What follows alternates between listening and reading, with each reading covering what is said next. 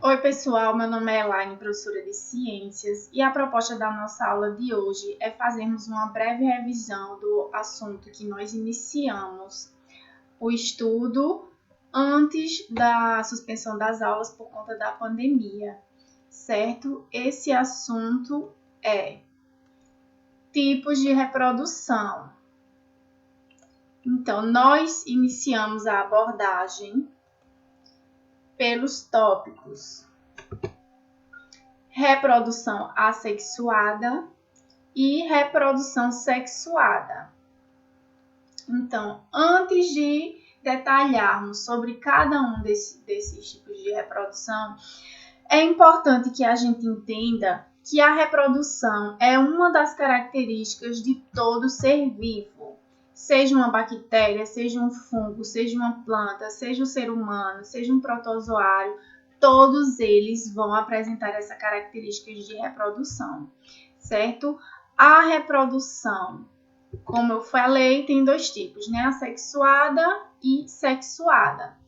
Cada um desses tipos tem suas respectivas características. A reprodução assexuada tem a característica de ocorrer sem a união de células reprodutoras, ou seja, gametas. Então, ela não ocorre a troca, a transferência ou compartilhamento de material genético. Outra característica é que a reprodução assexuada ela ocorre de forma simples e rápida, ao contrário da reprodução sexuada, que já tem mecanismos mais complexos. Mais uma característica da reprodução assexuada é que ela produz indivíduos iguais ao original. Então, quando a gente fala em reprodução assexuada, a gente vai estar falando de invariabilidade genética, ou seja, não se formam seres diferentes, e sim seres que podem ser considerados como clones. Já a reprodução sexuada, ela tem a característica de ocorrer com a união de células reprodutoras, ou seja, com a fecundação. Outra característica é que ela produz indivíduos diferentes do original. Ela não vai estar produzindo apenas clone, porque ocorre um compartilhamento de material genético. E assim, ela aumenta a variabilidade genética. Mais uma característica da reprodução sexuada é que ela vai apresentar sexo feminino e sexo masculino separadamente, em indivíduos diferentes. Então, vocês observem as características desses dois tipos de reprodução e percebam as diferenças.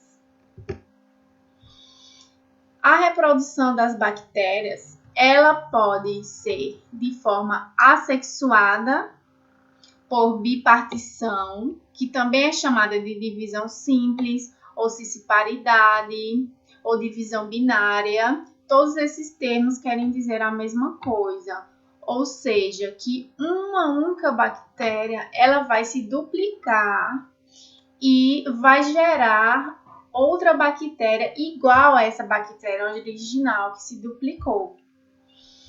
Outro tipo de reprodução das bactérias é a conjugação. E muitos autores, muitos pesquisadores não consideram a conjugação como uma reprodução sexuada. Mas aqui eu coloquei como reprodução sexuada porque vários outros pesquisadores, eles sim consideram a conjugação como uma reprodução sexuada porque ocorre a transferência de material genético.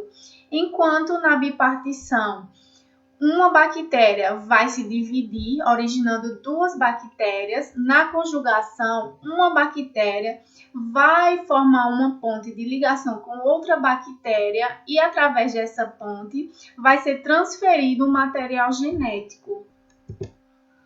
A reprodução dos protozoários é semelhante à reprodução das bactérias. Eles vão se reproduzir de forma assexuada, por bipartição, que também é denominada divisão simples, ou por divisão múltipla. Qual é a diferença da simples para múltipla? É que na divisão simples, um organismo vai se duplicar. Na divisão múltipla, ele não vai gerar apenas 2 organismos, mas sim mais de 2, múltiplo, já está dizendo o nome. E da mesma forma, outra possibilidade de reprodução dos protozoários é a conjugação, como eu já expliquei, semelhantemente para as bactérias. Por sua vez, os fungos se reproduzem das duas formas, de forma assexuada e de forma sexuada também. A forma assexuada de reprodução dos fungos, ela pode se dar por 3 tipos diferentes. Olha só, pode ser por esporulação, que é quando os fungos vão produzir células denominadas esporos, que uma vez sendo disseminadas pelo ambiente e elas encontrando um local de condições favoráveis para o seu desenvolvimento, elas vão reproduzir os fungos. Outra forma é o brotamento, onde ocorre desenvolvimento de brotos, e mais uma das formas de reprodução assexuada dos fungos é a divisão simples, semelhantemente à das bactérias, semelhantemente à dos protozoários. Já a reprodução sexuada dos fungos, ela é mais complexa. Eu vou citar aqui para vocês que ela é um tipo de reprodução que se dá em 3 etapas, mas não vamos nos detalhar muito sobre essas etapas, porque é assunto que vocês veem lá no ensino médio. Então, só para citar mesmo a critério de conhecimento para vocês, a reprodução sexuada dos fungos, ela se dá por plasmogamia, que seria uma junção ou fusão de citoplasmas da célula. Uma segunda etapa é por cariogamia, que seria a fusão de núcleos, e outra etapa, a meiose, que é a divisão celular, para que se possa originar também os esporos. Já a reprodução das plantas, ela também pode ser das duas formas, tanto da forma assexuada como da forma sexuada. A forma assexuada de reprodução das plantas, ela se dá por propagação vegetativa, ou seja, por mudas. Ela também vai se dar por brotamento e por esporulação. Já a forma sexuada de reprodução das plantas, ela vai se dar por propagação de sementes e também por polinização, que é quando ocorre a transferência de pólen de uma flor para outra. A reprodução dos animais, em sua grande maioria, ela vai ocorrer de forma sexuada, pela fecundação, que é a união de uma célula reprodutora masculina com uma célula reprodutora feminina. Isso seja em mamíferos, seja em aves, seja em répteis ou anfíbios. Em sua grande maioria, ela vai se dar de forma sexuada. Mas existem animais que também apresentam a forma assexuada de reprodução, por brotamento ou ainda por fragmentação e regeneração. Por exemplo, as esponjas do mar, elas se reproduzem por brotamento, as estrelas do mar também.